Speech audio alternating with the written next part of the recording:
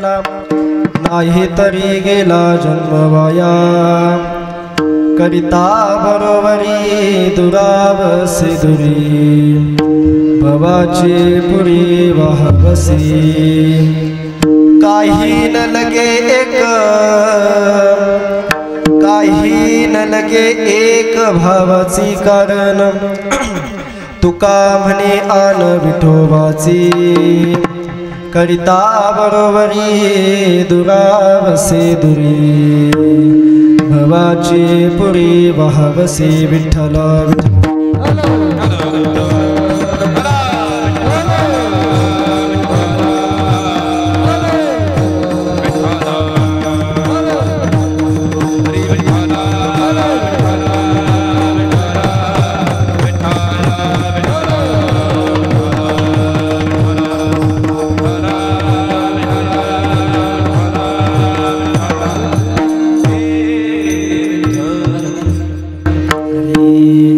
समचरण सरोजम सांद्रनीला बुदाभं जगननिहित पानी मंडनं मंडनानां तरुण तुलसी माला कंधरं कंजनेत्रं सदैवलहासं विठ्ठलं चिन्तयामि महायोग पीठे तटे भीमरथ्या वरं पुण्डरीकाय दातुं मुनीन्द्रे समागत्य तिष्ठन्तमानन्दकन्दं परब्रह्मलिङ्गं भजे पाण्डुरङ्गं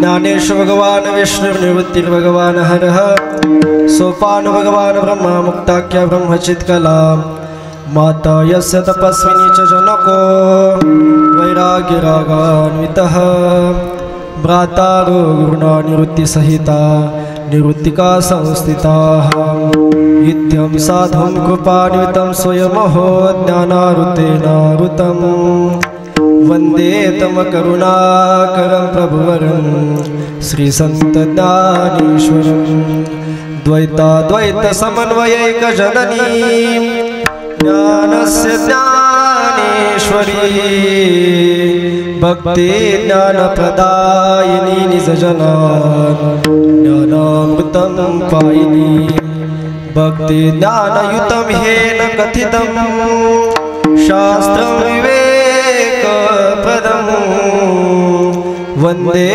तम करुणाकरं प्रभुवरं श्री संत ज्ञानेश्वरं नमो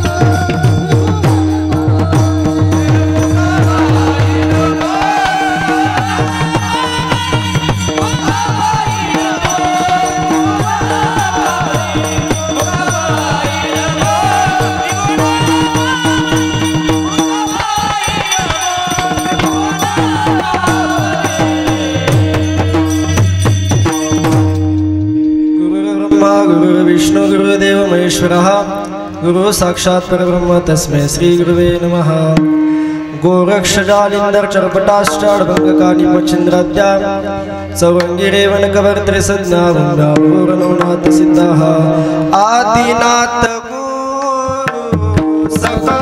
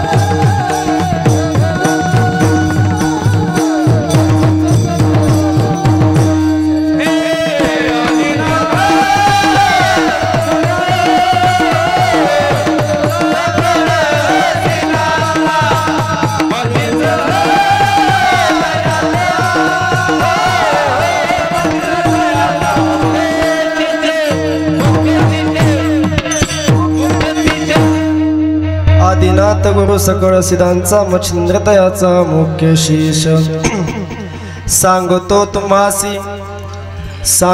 तुम्हासी बजारे विठ्ठला नाही तरी गेला जन्मवाया करिता बरोबरी दुरावसे दुरी भवाची पुरी वाहवसे। प्रस्तुत प्राप्त प्रसंगी कीर्तन रूपी सेवेकरिता निवडलेला अभंग जगतवंदनीय जगद्गुरु श्री संत देहुनिवासी अक्षय तनुगात्र परम पवित्र महासत्पात्र आणि बोलोबा पुत्र श्री संत जगद्गुरु तुकोबाराय यांचा सुंदर असा सर्वसामान्य जीवाला त्याच्या जीवाचं कल्याण कशामध्ये आहे, त्याच्या जीवाचं हित कशामध्ये आहे ना, हे सर्व सांगणारा सरळ असा अभंग आपण सेवेकरिता निवडलाय। जगद्गुरु तुकोबारे सांगतात, सांगतो तुम्हासी बजारे विठ्ठला नाही तरी गेला जन्मवाया। जगद्गुरु तुकोबारे सांगतात, तुम्ही या नरदेहाच्या जन्माला आलाय ना, तुम्हाला एवढा सुंदर नरदेह भगवान परमात्म्याने दिलाय ना, तर त्याचा काहीतरी या जन्माला आल्यानंतर काहीतरी उपयोग झाला पाहिजे। कारण की एवढा सुंदर नरदेह आपल्याला देवाने दिलाय ना, तर जगद्गुरु तुकोबारे सांगतात, जर तुला असं वाटत असेल तुझा जन्माला येऊन जर तुझा देह तुला चांगल्या कारणाला लावायचा असेल, जर तुला तुझा जन्म जर वाया जाऊन द्यायचा नसेल ना, तर तू एक काम कर, सांगतो तुम्हासी बजारे विठ्ठला नाही तरी गेला जन्मवाया। जगद्गुरु तुकोबारे सांगतात, जर तू या नरदेहाच्या जन्माला येऊन जर त्या भगवान परमात्म्याचे नामस्मरण नामचिंतन जर तुझ्या जीवनामध्ये केलं नाही, जर तू त्या विठ्ठलाला भजलं नाही, तर तुझा जन्म वाया गेल्याशिवाय राहणार नाही। आणि जगद्गुरु तुकोबारे सांगतात, जर तू या भगवान परमात्म्याचं नामस्मरण नामचिंतन तुझ्या जीवनामध्ये जर केलं नाही ना सज्जना हो, तर तू या भव नदीच्या पुरामध्ये वाहून जाशील। कारण की करिता बरोबरी दुरावसे दुरी भवाची पुरी वाहवसे। कारण तू एकदा या भव नदीच्या पुरामध्ये जर अडकला ना, तर तुला कोणी सोडवणार नाही। आणि तुला वाटत असेल आपला जन्म जर सार्थकी लागला पाहिजे, तर सांगतो तुम्हासी बजारे विठ्ठला। कारण की जगद्गुरु तुकोबाराय ठणकावून सांगतात, अरे बाबा तू या नरदेहाच्या जन्माला आलाय ना, जर तुला त्या भगवान परमात्म्याचं नामस्मरण नामचिंतन जर आपल्या जीवनामध्ये करायचं असेल, तर काहीच करू नको। कारण की या ठिकाणी दुसरी कोणतीच गोष्ट आपल्या कामाला येणार नाही। कारण की काही न लगे एक त्या भगवंताला आपल्याकडून काहीच लागत नाही, फक्त आपल्या अंतःकरणामध्ये त्या भगवंताविषयी श्रद्धा पाहिजे, भाव पाहिजे, त्याला दुसरं काहीच लागत नाही. कारण जगद्गुरु तुकोबाराय विठ्ठलाची शपथ घेऊन सांगतात की त्याला फक्त शुद्ध अंतःकरणामध्ये शुद्ध भाव पाहिजे, बाकी काहीच लागत नाही. काही न लगे एक, काही न लगे एक भावाची कारण, तुका म्हण्यान विठोबाची करिता बरोबरी दुरावसे दुरी भावाची पुरी भावसे विठ्ठल.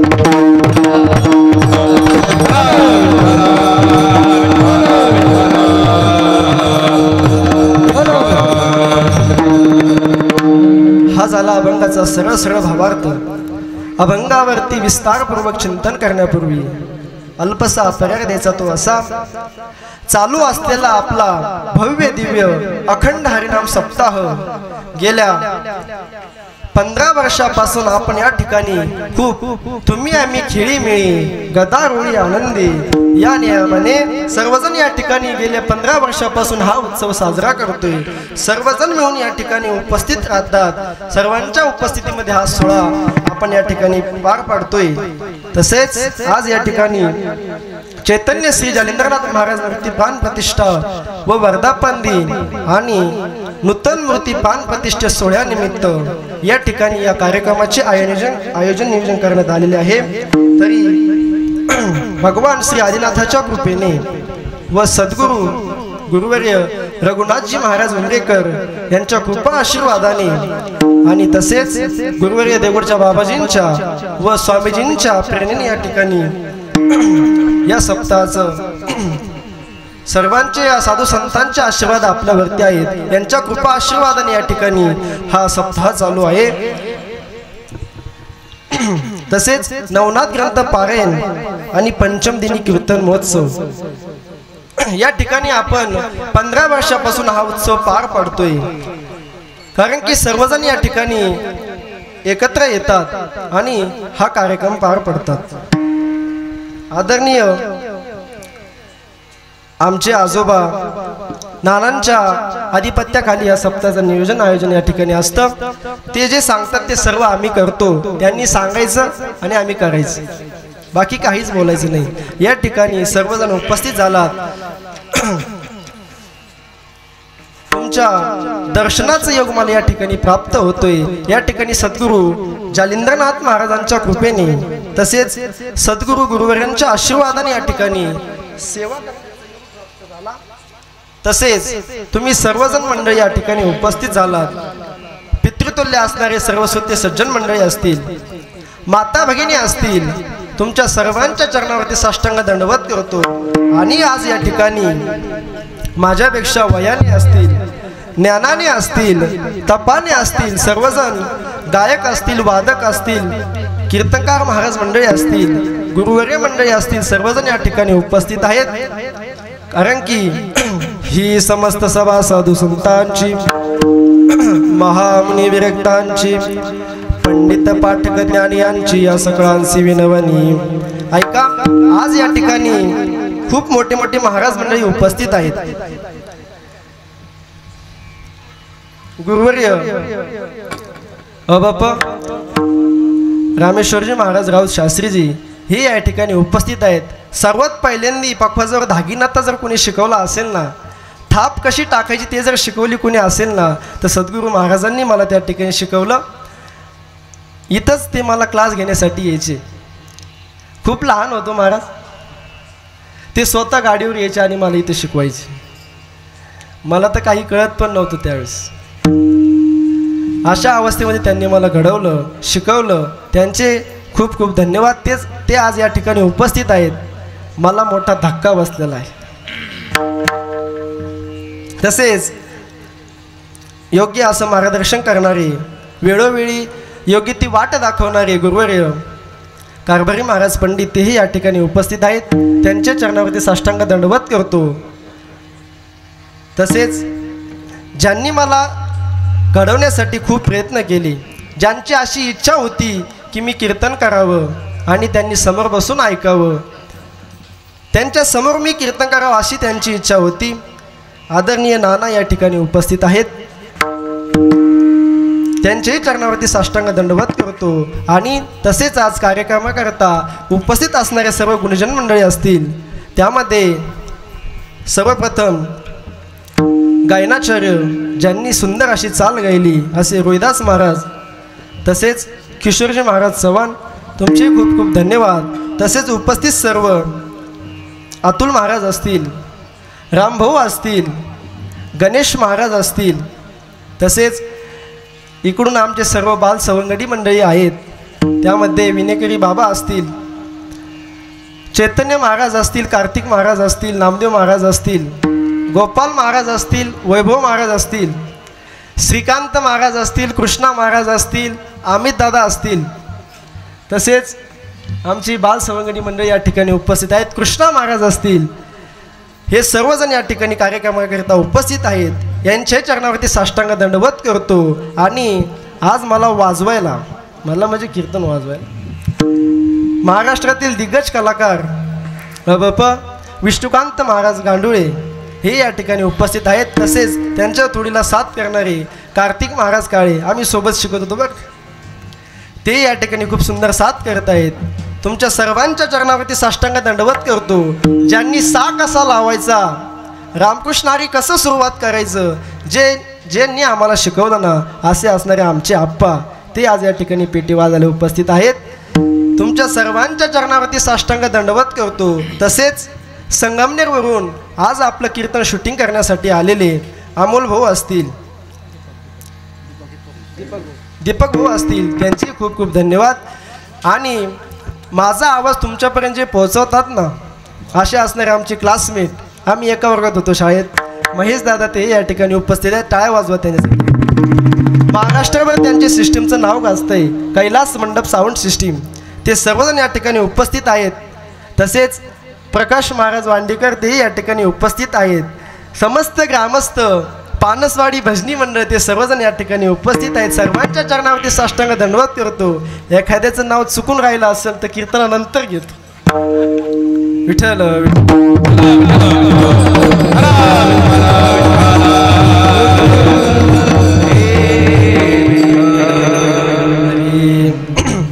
सांगतो तुम्हासी बजारे विठ्ठला, नाही तरी गेला जन्मवाया। तुमच्या सर्वांच्या चरणावरती साष्टांग दंडवत करतो। आणि गुरुवर्य देवगुडेच्या बाबाजींच्या चरणावरती साष्टांग दंडवत करतो, स्वामीजींच्या चरणावरती साष्टांग दंडवत करतो।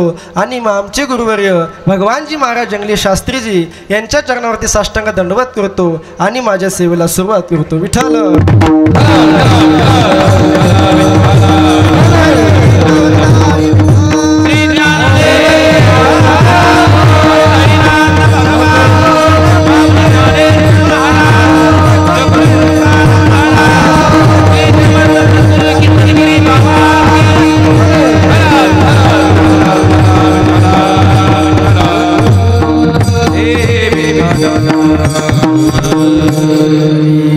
जगद्गुरु तुकोबा या ठिकाणी आपल्या सर्वसामान्य जीवाला, सर्वसामान्य माणसाला या ठिकाणी उपदेश करतात। अरे बाबा, तू या ठिकाणी नरदेहाला जन्माला आलाय ना, तर त्या भगवंताचं नामस्मरण तुझ्या जीवनामध्ये असलं पाहिजे। कारण की जगद्गुरु तुकोबा आपल्याला सांगतात, अरे सांगतो तुम्हासी बजारे विठ्ठला, नाही तरी गेला जन्मवाया।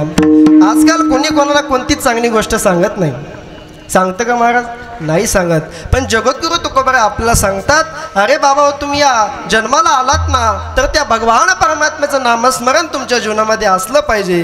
त्या वाचून तुमचं जीवन कधी सार्थकी लागणार नाही आणि तुमचा जन्मही वाया जाणार नाही। फक्त तू त्या भगवंताचं नामस्मरण, नामचिंतन तुझ्या जीवनामध्ये ठेवलं पाहिजे। कारण की जगद्गुरु तुकोबा या ठिकाणी उपदेश करतात, सर्वसामान्य जीवाला उपदेश करतात, नामाचा उपदेश या ठिकाणी करतात की सांगतो तुम्हासी काय करा, विठ्ठलाचं भजन करा, असा उपदेश जगद्गुरु तुकोबा आपल्याला करतात। अहो, उपदेश करत असताना उपदेशाची रीत आहे, भ्रांत उपदेश, विप्रलंबी उपदेश, यथार्थ उपदेश, अज्ञान उपदेश, अनुज्ञा उपदेश, अव्यर्थना उपदेश आणि उपदेय उपदेश, ही उपदेशाची रीत या ठिकाणी सांगितलेली आहे। उपदेश कोणी करावा, उपदेश कोणाला करावा, उपदेश का करावा आणि उपदेश कशा पद्धतीने करावा, हे 4 मुद्दे मी तुमच्या समोर मांडलेत। ऐका सज्जनाहो, उपदेश कोणी करावा, कोणी करून चालन का उपदेश? नाही चालणार महाराज. उपदेश हा फक्त अधिकारी माणसांनी केला पाहिजे. अधिकारी जो माणूस आहे ना त्यांनी तो उपदेश केला पाहिजे. ऐका सज्जना हो, या ठिकाणी उपदेश कोणी केला पाहिजे हो? जो अधिकारी आहे त्यांनी केला पाहिजे. आता मला सांगा, जगद्गुरु तुकोबराय आपल्याला या अभंगातून उपदेश करतायत, ते उपदेश करण्याचे अधिकारी आहेत की नाही हो? आहेत ना महाराज. परंतु आपण सर्वजण त्या पात्रतेची आहोत की नाही ते आपण आधी बघितलं पाहिजे. विठ्ठल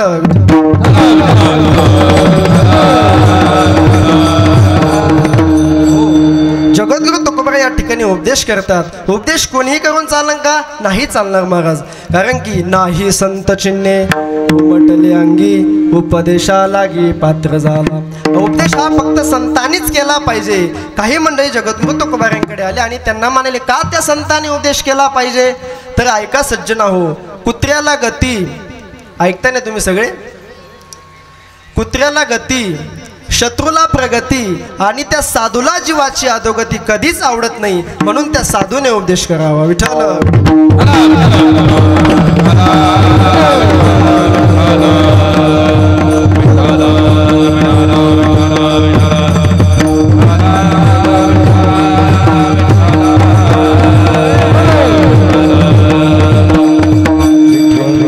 आताच या ठिकाणी आमचे निंबारीचे असणारे नवनाथ भाऊ असतील आणि लक्ष्मण भाऊ असतील, ते या ठिकाणी उपस्थित आलेत. त्यांचे खूप खूप धन्यवाद. ऐका सज्जना हो, जगद्गुरु तुकोबराय सांगतात की अरे बाबा तू त्या विठ्ठलाचं भजन कर, विठ्ठलाचं नामचिंतन तुझ्या जीवनामध्ये ठेव. कारण की उपदेश कोणी करावा? हा फक्त उपदेश त्या साधूने आणि संतांनी करावा. कारण की त्या साधूला आपल्या जीवनाचं खरं हित कशामध्ये आहे आणि अहित कशामध्ये आहे ना हे त्या साधूला आणि संतांना माहीत असतं. म्हणून त्यांनी तो उपदेश करावा. शोधोनिया आले संत हिता अहित जगाचे. कारण की आपल्या जीवनाचं खरं हित कशामध्ये आहे आणि अहित कशामध्ये आहे ना हे फक्त त्या साधूला आणि संतांना माहीत असतं. म्हणून त्यांनी तो उपदेश करावा सज्जना हो. कारण की उपदेश हा अधिकारी माणसांनी केला पाहिजे. त्यामुळे उपदेश करत असताना साधूने संतांनी केला पाहिजे. पुन्हा ऐका, उपदेश कोणाला करावा हो? कोणालाही करून चालन का? नाही चालणार महाराज. उपदेश करणारा अधिकारी पाहिजे, परंतु उपदेश ऐकणाराही अधिकारी पाहिजे. कोणीही कोणाला उपदेश करून चालत नाही महाराज. त्यामुळे उपदेश करणारा अधिकारी पाहिजे आणि उपदेश ऐकणाराही अधिकारी पाहिजे. त्यामुळे या ठिकाणी जगद्गुरु तुकोबराय आपल्याला उपदेश करतात की बाबांनो, तुम्ही या जन्माला आलात ना तर ते विठ्ठलाचं भजन करा. कारण की त्याचं चिंतन करा. असाल ते करा ते तुम्ही कोठे असू द्या त्या ठिकाणी त्या भगवान परमात्म्याचं भजन करा. कारण की नामाचे चिंतन प्रगट पसारा. असाल ते करा ते तुम्ही कोठे असू द्या, फक्त त्या भगवान परमात्म्याचं भजन तुमच्या जीवनामध्ये जर असलं ना तुम्हाला कोणीही काहीच करू शकत नाही. फक्त तू त्या भगवंताचं नामस्मरण नामचिंतन तुझ्या जीवनामध्ये ठेव. कारण की या ठिकाणी उपदेश करताना जगद्गुरु तुकोबरायांनी सांगितलंय, कारण की सांगतो तुम्हासी बजारे विठ्ठला. ते आपल्याला स्वतःहून सांगतात तुम्ही त्या विठ्ठलाचं भजन करा.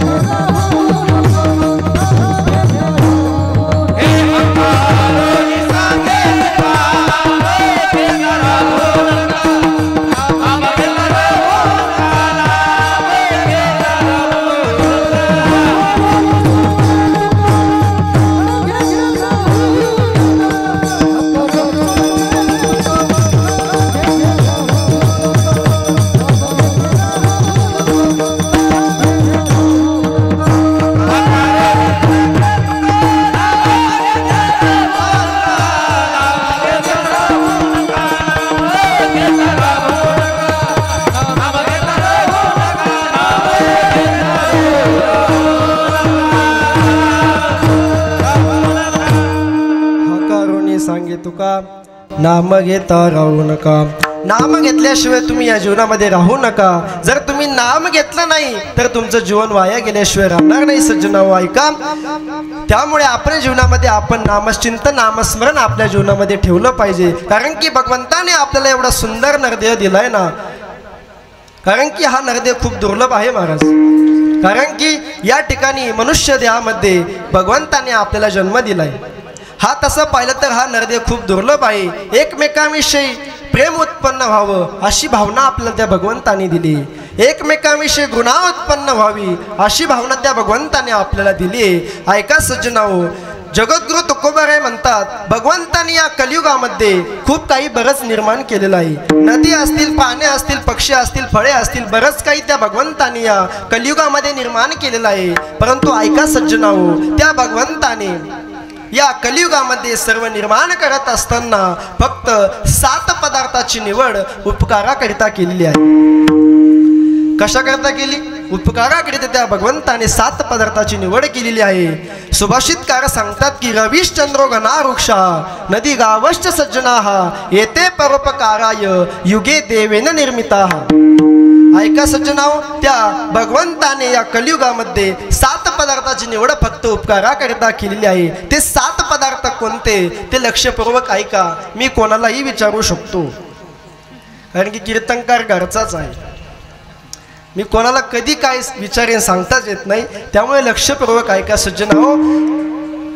पहिला पदार्थ आहे सूर्य आहे, दुसरा आहे चंद्र, मेघ आहे, वृक्ष आहे, नदी आहे, गाय आहे आणि सज्जन आहे. किती झाले हो? 8 झाले? 7 झाले ना सज्जनाओ. या 7 पदार्थाची निवड भगवंताने परत उपकाराकरिता केलेली आहे. सूर्य आपल्यावरती उपकार करतो, परंतु आपल्याकडून काही मोबदला घेतो का? नाही महाराज. कधी सूर्याने तुम्हाला लाईट बिल मागितलं का अतुल महाराज? नाही महाराज. तो कधीच कोणावरती काही मोबदला न घेता उपकार करतो. सर्वांवरती त्या सूर्याचा उपकार असतो. तसेच चंद्रही त्या ठिकाणी आपल्यावरती उपकार करतो. शीतलता, मनाची प्रसन्नता त्या चंद्रामुळे तयार होते महाराज. जसं सूर्य उपकार करतो तसं चंद्रही करतो. नंतर मेघही आपल्यावरती उपकार करतो महाराज. काही भेदभाव न करता तो पाऊस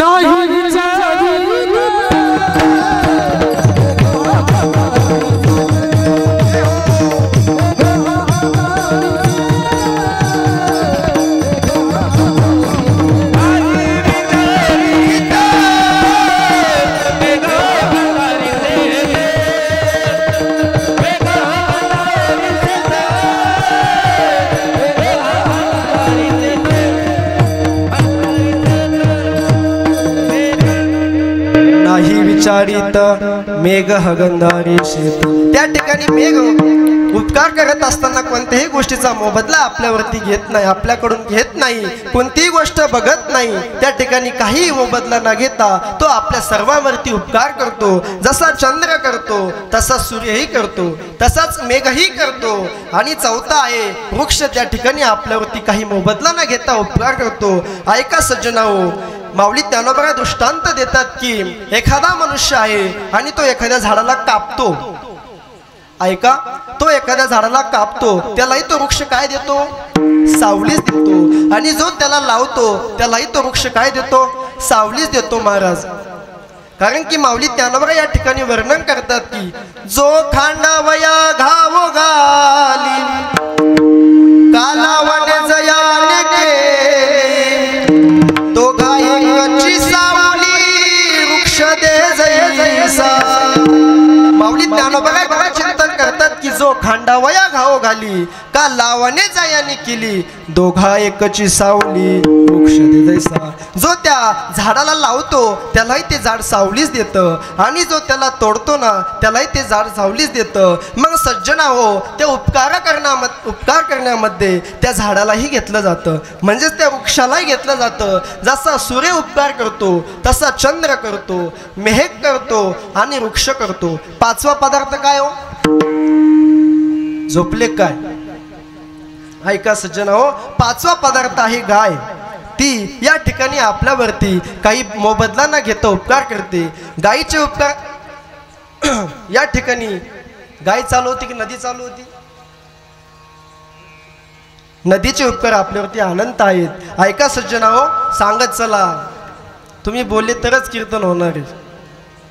सज्जना हो, एकल्याचा नवे खेळ म्हणून मेळ मिळविला. त्यामुळे सज्जना हो ऐका, 5वा पदार्थ होता नदी. नदीचे उपकार काय सांगायचे? आता नदीचे उपकार सर्वांना माहीतच आहे महाराज. आता माऊली ज्ञानोबा पुन्हा एक दृष्टांत देतात की त्या ठिकाणी समजा एखादी गाय पाणी प्यायला जाते मग त्या ठिकाणी ती पाणी पिते, त्याला ती नदी काय देते? पाणी देते। आता मला सांगा सज्जना हो, त्याच नदीमध्ये समजा जर एखादा वाघ पाणी पिण्यासाठी गेला तर नदी त्याला ती विष देऊन मारते का? नाही महाराज, पाणीच देते ना। गायीची तृषा हरू का व्याघ्रा विष होनी मारू, ऐसे ननची का करू तो ये जैसे। माऊली ज्ञानोबा वर्णन करतात की गायीची तृषा हरू म्हणजेच गाय एखाद्या नदीवरती पाणी पिण्यासाठी जर गेली तर ती नदी त्याला पाणीच देते, आणि जर एखादा वाघ त्या ठिकाणी पाणी पिण्यासाठी जर गेला ना त्यालाही ती नदी काय देते हो? पाणीच देते। त्याप्रमाणे नदी आपल्यावरती काही मोबदला न घेता उपकार करते। जसं सूर्य करतो, चंद्र करतो, मेघ करतो, वृक्ष करतो, नदी करते, ऐका सज्जना हो, तसेच गाय ही आपल्यावरती काही मोबदला न घेता उपकार करत असते। आता मला सांगा सज्जना हो, ती गाय आपल्या वासरासाठी दूध देत असते, परंतु आपण स्वार्थी लोक त्या दुधामध्ये आपला स्वार्थ बघतो। ती तुम्हाला दूध देत असताना तुमच्याकडून काही मोबदला घेते का? नाही महाराज। तसंच ती गाय आपल्यावरती काही मोबदला न घेता उपकार करते। या कलियुगामध्ये सर्वजण आपला स्वार्थ बघत असतो सज्जनाओ, कोणीच काही बाकी बघत नाही। कारण की या ठिकाणी एखादा माणूस एखाद्या माणसाला जर एखादी चांगली गोष्ट सांगत असेल ना तर ती सुद्धा ऐकून घ्यायला त्याच्याकडे वेळ नाही, इतकी व्यस्तता लोकांकडे आलेली आहे। त्यामुळे प्रत्येक जण आपल्या आपल्या कामामध्ये व्यस्त आहे सज्जनाओ। त्यामुळे ती गाय दूध देते परंतु आपल्याकडून काही मोबदला घेत नाही। सूर्य उपकार करतो, चंद्र करतो, मेघ करतो, वृक्ष करतो, नदी करते, गाय करते, आणि सातवा जो उपकार आहे ना तो फक्त माझ्या साधू संतांचा उपकार आहे, तो म्हणजे आत्मकल्याणाचा उपकार आपल्यावरती साधू संत करत असतात। विठ्ठल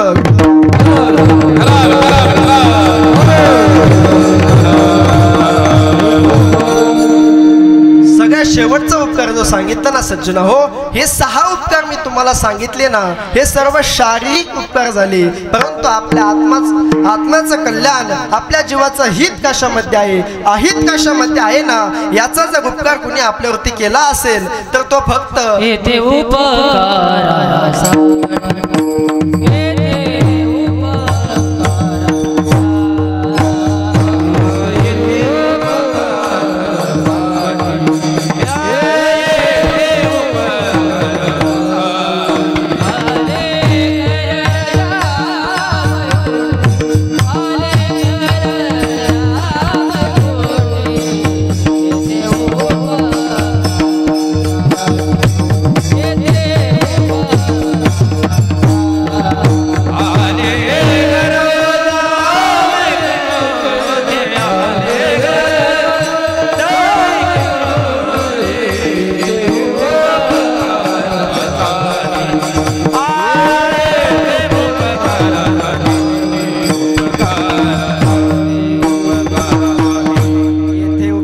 साठी आले गरजा वैकुंठी। संत हे येते फक्त उपकार करण्यासाठीच आलेले आहे, आणि तो उपकार आपल्यावरती आत्मकल्याणाचा उपकार आपले आई वडील आपल्यावरती करू शकत नाही, आपले भाऊ बहीण आपल्यावरती करू शकत नाही, आपली बायका मुले आपल्यावरती तो उपकार करू शकत नाही। तो उपकार फक्त आपल्यावरती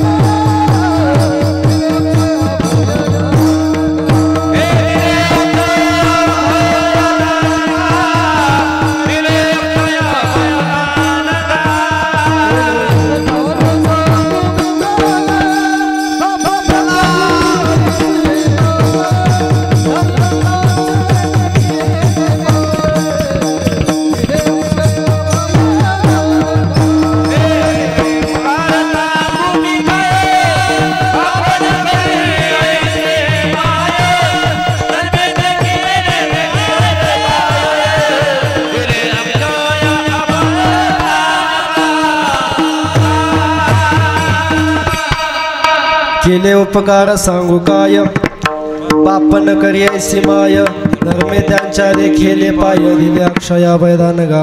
अहो आपल्यावरती असा उपकार कोणी आपले आई वडील करू शकत नाही, आपले भाऊ बहीण करू शकत नाही, आपले बायका मुले करू शकत नाही. फक्त आत्मकल्याणाचा उपकार संत आपल्यावरती करतात, म्हणून तर त्यांना संत असे म्हटलं जातं, महात्मा असे म्हटलं जातं. सज्जना हो, ते आपल्या जीवनाचं खरं हित कशामध्ये आहे, अहित कशामध्ये आहे ना, हे आपल्याला सांगतात, सर्व शिकवतात. मग विचार करा संत सज्जना हो, आपल्या जीवनामध्ये संत संगती, संत विचार किती अनमोल येतो. युक्त आहार विहार, नेम इंद्रियासी सार, नसावी बासर, निद्रा भाषण.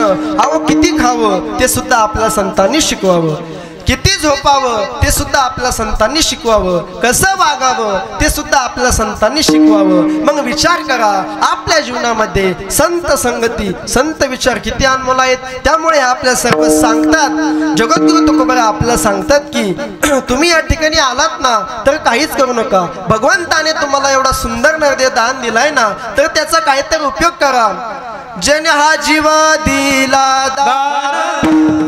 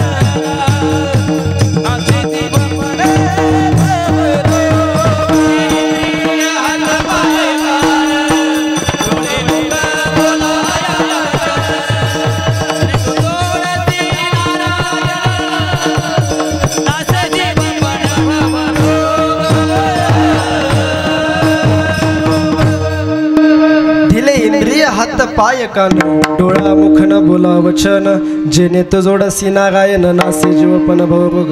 अहो भगवंताने आपल्याला एवढा सुंदर नरदेह दान दिलाय ना, तर त्याचा काहीतरी उपयोग करा, नाहीतर तुमचं जीवन सार्थकी लागणार नाही.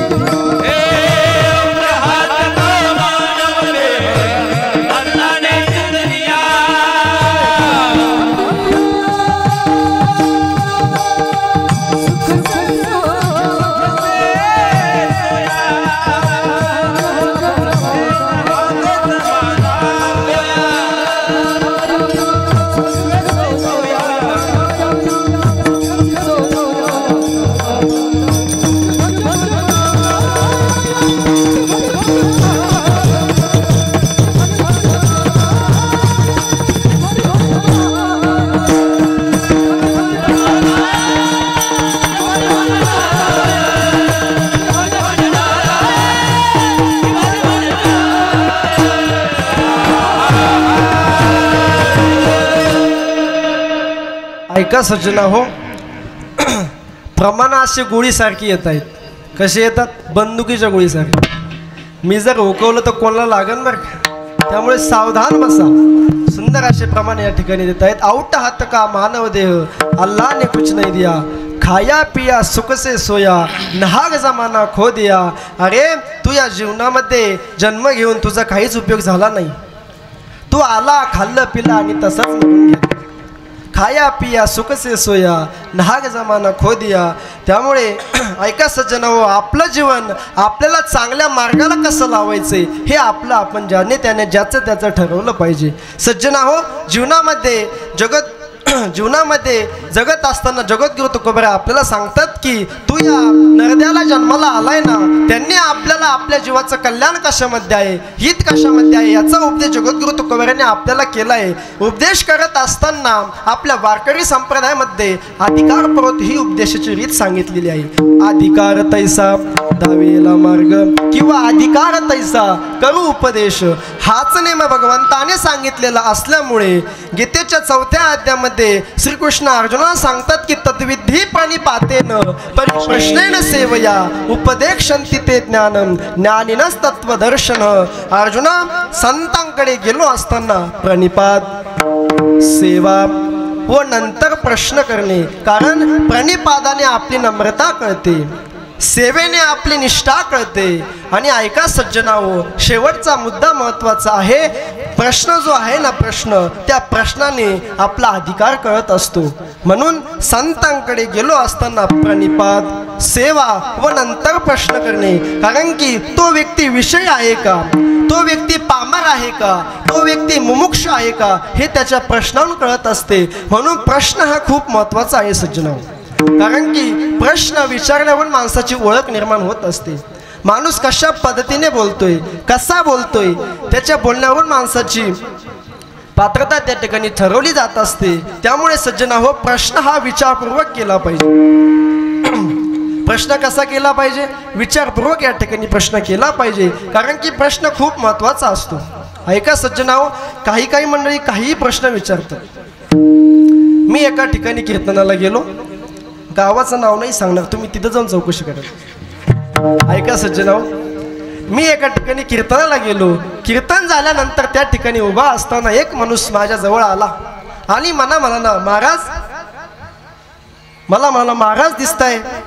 म्हटलं काय पत्र दिसतो महाराज? तिने तुम्ही कीर्तन करत असाल? म्हटलं हो करतो। तो म्हणे मग तुम्ही लांब कीर्तनाला जात असाल? मी म्हटलं जातो। मग तो म्हणे तुमच्या ओळखी असतील? म्हणे भरपूर। बघा, प्रश्न विचारणारा कसा असतो ते मी तुम्हाला सांगतो। सज्जनाओ, लक्षपूर्वक ऐका। तो माणूस मला प्रश्न विचारत असताना तो म्हटला तुमच्या लांब ओळखी असतील म्हणे। मी म्हटलं आहेत ना दादा, पण मी त्याला विचारलं, अरे बाबा, तू माझ्या एवढ्या चौकशी का करतोय? मग तो मला काय म्हणतो बघा महाराज, तो मला म्हणतो, महाराज, माझ्या पोराला एखादी पोरगी पहा बरं। हो, मी त्याला म्हटलं मलाच पोरगी नाही, तुझ्या पोराला कुठं पाहू विठ्ठल।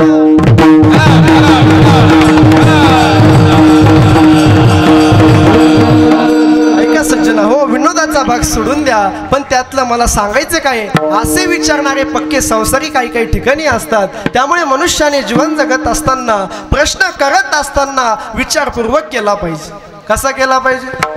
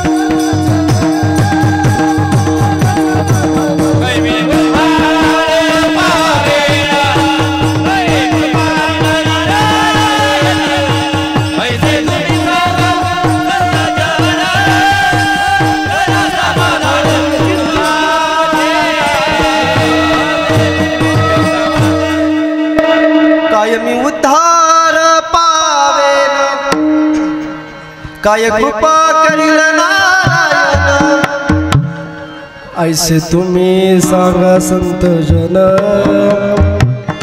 करा समाधान चित्त माझे.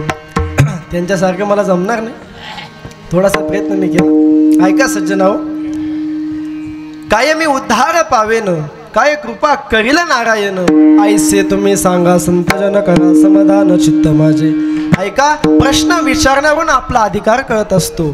तो व्यक्ती मुमुक्ष आहे का पामर आहे का हे त्याच्या प्रश्नावरून कळत असतं. म्हणून संतांकडे गेलो असताना आपण प्रणिपात सेवा व नंतर प्रश्न करावा, हाच नेम भगवंताने सांगितलेला असल्यामुळे काही मंडळी जगद्गुरु तुकोबारायांकडे आले आणि त्यांना म्हणाले, महाराज आम्ही तर सर्व सांसारिक आहोत, मग या संसार बंधनातून सुटण्याकरता आम्ही काय केलं पाहिजे, त्यातून सुटण्याकरता आम्हाला काहीतरी साधन सांगा, काहीतरी उपाय सांगा, ज्या कारणाने आमचा जन्म जो आहे ना तो वाया गेला नाही पाहिजे. ते जगद्गुरु तुकोबाराय अभंग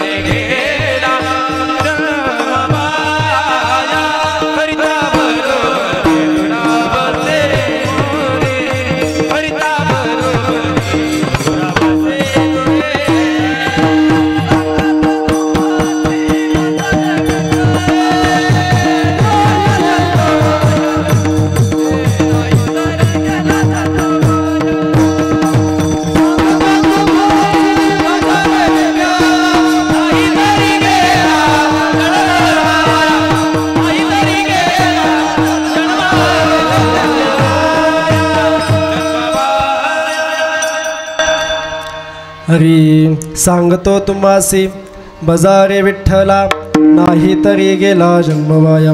काही मंडळी जगद्गुरु तुकोबारायांकडे गेल्यानंतर त्यांना विचारल्यानंतर जगद्गुरु तुकोबारे त्यांना सांगतात, जर तुम्हाला या जन्म मरणाच्या बंधनातून सुटायचं असेल, जर तुमचा देह तुम्हाला जर वाया जाऊन द्यायचा नसेल ना, तर तुम्ही एक काम करा. काय करा? सांगतो तुम्हासी बजारे विठ्ठला, नाही तरी गेला जन्मवाया. जगद्गुरु तुकोबाराय सांगतात, मी ही 2 तासापासून वरडून तुम्हाला सांगत आहे, तुम्ही भजन केलं का? नाही केलं? हुशार नाही म्हणतात. ऐका सज्जना हो, आपल्या जीवनामध्ये आपण भजन केलं पाहिजे, नामस्मरण आपल्या जीवनामध्ये असलं पाहिजे. त्यामुळे आपण जीवन जगत असताना कसं जगावं, कसं वागावं हे आपलं आपण ठरवलं पाहिजे. कारण की जीवनामध्ये काही सोबत येणार नाही, काही आपल्या सोबत येणार नाही सज्जनाओ. फक्त नामस्मरण नामचिंतन आपल्या जीवनामध्ये आपल्या सोबत येईल, नाही तर काही सोबत येणार नाही.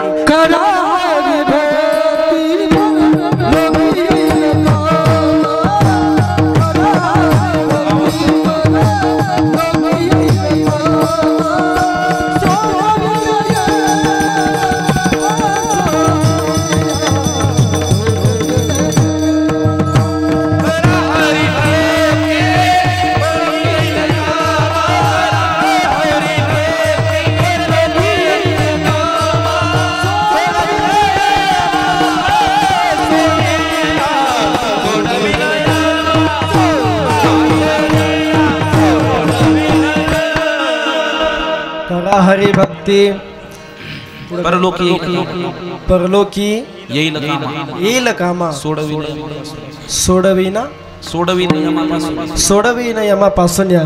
अरे हरिभक्ती करा, तुमच्या जीवनामध्ये हरिभक्ती पाहिजे. कारण की जर तुमच्या जीवनामध्ये तुमचं नामस्मरण असेल, नामचिंतन जर असेल ना, तर तुम्हाला कोणीही अडवू शकत नाही, कोणीही तुम्हाला एखाद्या जाळ्यामध्ये अडकू शकत नाही, कशातच तुम्ही अडकले जाणार नाही. फक्त तुमच्या जीवनामध्ये नामस्मरण, नामचिंतन, अंतःकरणामध्ये त्या भगवंताविषयी भाव पाहिजे. कारण की जगद्गुरु तुकोबारे सांगतात की सांगतो तुम्हासी भजारे विठ्ठला, नाहीतरी गेला जन्म वाया. सज्जना हो, आपल्या जीवनामध्ये संत संगती, संत विचार खूप अनमोल आहेत. त्यामुळे आपण भगवंताचं भजन आपल्या जीवनामध्ये केलं पाहिजे, नामस्मरण आपल्या जीवनामध्ये केलं पाहिजे. त्यामुळे आता सर्वांनी दोन हात वरती करा आणि हाताने त्या भगवंताचं भजन करून मुखाने टाळी वाजवायची. बरोबर ना?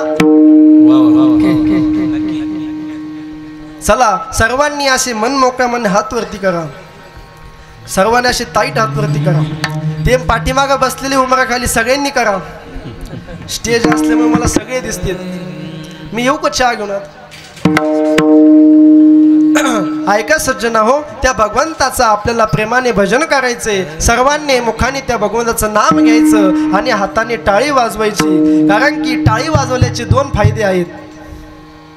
काय फायदे आहेत? टाळी वाजवल्यानंतर आपल्या हाताला खाजू येते किंवा येत नाही. बरोबर आहे ना सज्जना? हात वरती करा. टाळी वाजवल्यानंतर आपल्या हाताला खाजो येते किंवा येत नाही. खाजो नाही आली तर विषय संपला. पण जर का आपल्या हाताला खाजो आली तर आपल्याकडे काय येतो? मग आता टाळ्या वाजतील ना. त्यामुळे संत सज्जनाव सर्वांनी प्रेमाने भजन करा. विठोबा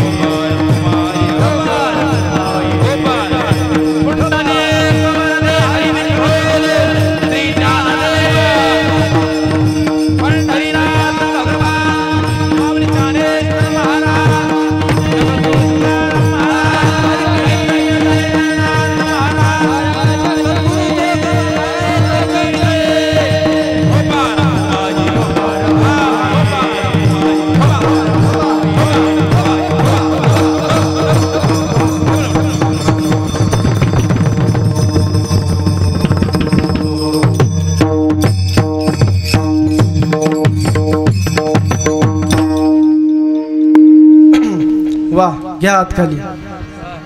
घेतले का सगळे? हुशार आहात तुम्ही. सांगायची गरज पडली नाही तुम्हाला. ऐका सज्जना हो, आपल्या जीवनामध्ये भगवंताचं चिंतन, नामस्मरण आपल्या जीवनामध्ये खूप महत्वाचं आहे. ऐका, आज या ठिकाणी मला आनंद वाटतोय की सर्वजण या ठिकाणी उपस्थित आहेत. आणि आज या ठिकाणी निश्चितच माझे आई वडील असतील, माझे आजी आजोबा असतील, त्यांना निश्चितच या ठिकाणी आनंद होत असेल. कारण की आमच्या आजींची अशी इच्छा होती की नानांनी माझ्या कीर्तनामध्ये मी कीर्तन करावं आणि नानांनी सुंदर अशी भैरवी म्हणावी किंवा टाळ वाजवावा, अशी नानींची इच्छा होती. ती आज या ठिकाणी पूर्णत्वाला जात आहे, याचा मला आनंद होतोय सज्जना हो. त्यामुळे त्यांचे खूप माझ्यावरती अनंत उपकार या ठिकाणी आहेत. त्यांनी मला घडवण्यासाठी खूप प्रयत्न केले. मला आळंदीला शिकवलं, मला महाराजांकडे शिकवलं. त्यांनी मला शिकवण्यासाठी खूप धडपड केली महाराज. त्यामुळे त्यांना या ठिकाणी आज या गोष्टीचा आनंद होत असेल की आपला नातू असेल, आपला मुलगा या ठिकाणी कीर्तन करतोय. सर्व पाहुणे मंडळी असतील, सर्व नातेवाईक मंडळी असतील, सर्वजण या ठिकाणी उपस्थित आहेत. त्यांनाही देखील आनंद होत असेल की आपल्या कुळातील म्हणा, आपल्या नातेवाईकातील एखादा मुलगा कीर्तन करतोय. साहजिकच महाराज आनंद होईल. त्यामुळे सर्वांना या ठिकाणी आनंद निश्चितच होत असेल, कारण की या ठिकाणी मला सेवा करण्याचं भाग्य प्राप्त झालं। ही सर्व गुरुवाऱ्यांची कृपा, आई वडिलांची कृपा आणि आजी आजोबांची कृपा माझ्यावरती आहे, म्हणून या ठिकाणी मला कीर्तन सेवेचा योग प्राप्त झाला, तुमच्या दर्शनाचा योग प्राप्त झाला। सज्जनाहो, निश्चितच या ठिकाणी सर्वांना आनंद होतोय आणि मला मनस्वी आनंद होतोय। त्यामुळे संत सज्जनाहो, जीवन जगत असताना आपल्या जीवनामध्ये काहीच लागत नाही, फक्त आपल्या जीवनामध्ये त्या विठ्ठलाचं भजन आपल्या जीवनामध्ये जर आपण केलं तर आपला जन्म वाया जाणार नाही। कारण की जर तुम्हाला या भवनदीच्या पुरामध्ये, या मायेच्या जाळेमध्ये जर तुम्हाला वाहून जायचं नसेल, जर तुम्हाला त्या नदीच्या पुरामध्ये जर वाहून जायचं नसेल ना, तर तुम्ही त्या भगवंताचं भजन करा। जर तुम्ही त्या पुरामध्ये अडकला तर त्या ठिकाणी तुम्हाला कोणी सोडवणार नाही, कारण की ती नदी वाहत आहे, भावाची पुरी वाहत असे। जगद्गुरु तुकोबाराय अभंगाच्या द्वितीय चरण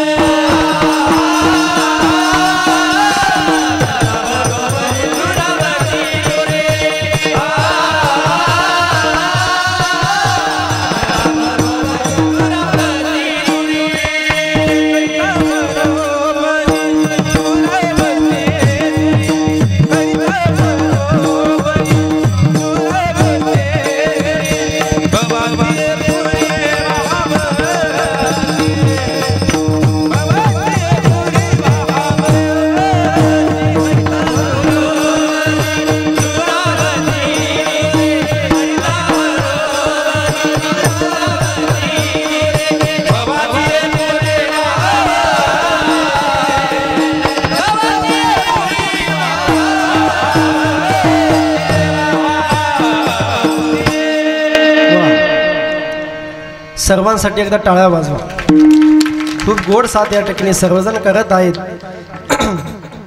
ऐका सज्जनाहो, जगद्गुरु तुकोबाराय सांगतात, जर तुम्ही या मायामध्ये अडकलात ना तर तुम्हाला कोणी सोडवणार नाही। तुम्ही या भाऊ नदीच्या पुरामध्ये वाहून जासाल, कारण की करिता बरोबरी पुरावसे दुरी, भवाची पुरी भावसे। त्यामुळे जर तुम्हाला या जाळ्यामध्ये अडकायचं नसेल, जर यातून तुम्हाला तुमची सुटका करून घ्यायची असेल ना, तर त्या भगवंताचं चिंतन तुमच्या जीवनामध्ये पाहिजे। कारण की या कलियुगामध्ये युग बदललं की साधन बदलतं, प्रांत बदलले की भाषा बदलते, युग बदललं की साधन बदलतं। महाराज, जसं की आपण नाशिक साईडला गेलो, आपला प्रांत बदलला की भाषा बदलते, तिकडं इडं कुडं अशी भाषा असते महाराज, बरोबर आहे ना?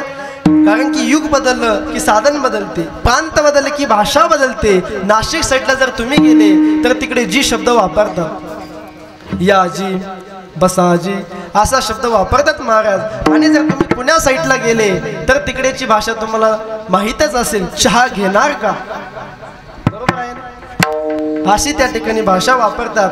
त्यामुळे प्रांत बदलले की भाषा बदलते महाराज, त्यामुळे युग बदललं की साधन बदलते। कारण की कृत येत ध्यायतो विष्णू त्रेतायाम यजतो मखे द्वापारे परिचर्यान कलो तद हरी कीर्तनात। ऐका सज्जनांनो, सुभाषितकार सांगतात की कृतयुगामध्ये ध्यानाने देव मिळतो। लक्षपूर्वक ऐका, कृतयुगामध्ये ध्यानाने देव मिळतो, त्रेतायुगामध्ये साधनेने देव मिळतो। नाही सज्जनांनो, कृत येत ध्यायतो विष्णू त्रेताम यजतो मखे, त्रेतायुगामध्ये यज्ञाने देव मिळतो, द्वापार युगामध्ये पूजेने देव मिळतो आणि आपल्या कलियुगामध्ये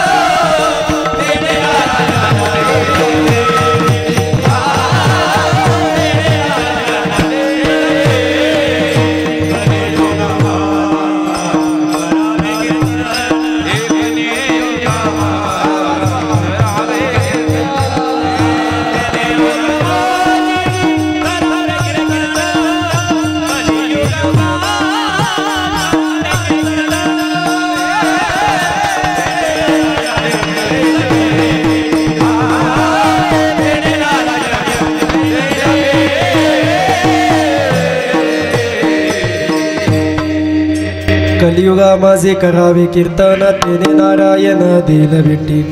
या कलियुगामध्ये फक्त नामचिंतनाने नामसाधनेने आपल्याला देवाची प्राप्ती होत असते। कारण की कृतयुग असेल, त्रेतायुग असेल, द्वापारयुग असेल, ही साधनं जी आहेत ना सज्जना हो, ती आपल्या कलियुगाच्या साधनापुढे लाजली महाराज। मी माझ्या मनचं सांगत नाही, जगद्गुरु तुकोबाराय सांगतात की अवघीच साधने कलिनीला जविली कीर्तने। कारण की आपलं कलियुगामध्ये आपल्याला फक्त नामचिंतनाला सर्वात महत्त्व दिलेलं आहे। कारण की त्याच्याशिवाय आपण काहीच करायचं नाही, फक्त आपण कलियुगामध्ये जळती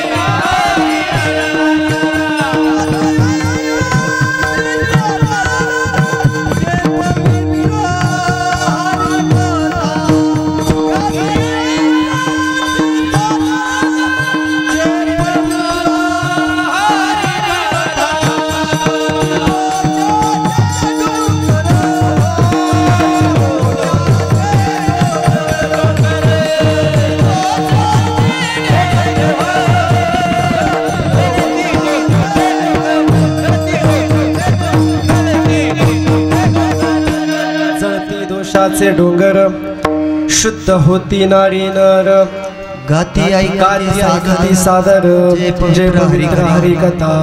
ऐका सज्जना हो, जीवनामध्ये आपल्याला फक्त नामसाधनेला महत्त्व दिलेलं आहे। कारण की जळती दोषाचे डोंगर शुद्ध होती नारी नर। जर आपल्या जीवनामध्ये आपण नामचिंतन केलं ना, तर आपल्यावरती लाखोनी दोष असू द्या ते जळून जातात महाराज। आपल्यावरती येणारे विघ्न ते 12 वाटाने पळून जातात। कारण की नामाच्या चिंतने 12 वाटा पळती विघ्ने। संत सज्जना आपल्यावरती येणारे विघ्न असेल ना, तर आपल्या नामचिंतनाने आपल्या नामस्मरणाच्या ताकदीने ते आपल्यापासून पळून जातात। कारण की जीवन जगत असताना सर्वांच्या जीवनामध्ये दुःख आहे महाराज। असा एखादा मनुष्य आहे का त्याच्या जीवनामध्ये दुःख नाही? असा मनुष्य